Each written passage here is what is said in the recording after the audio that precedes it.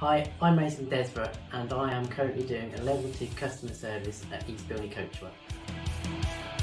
A normal working day in the office includes post-repair follow-ups in the mornings for our customers who have just picked their cars up that are now repaired. This also means that I have to give the customers a call just to make sure they're satisfied with repairs. While I've been doing this, I've gained a lot of confidence in calling the customers, and also my communication skills have improved. My Never training coach Carolyn has been very supportive of me throughout my apprenticeship. If there's any queries or questions, I could email her and she'll reply immediately back.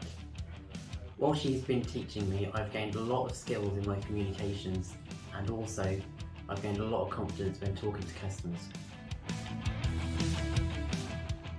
I've been with motor vehicles throughout my life.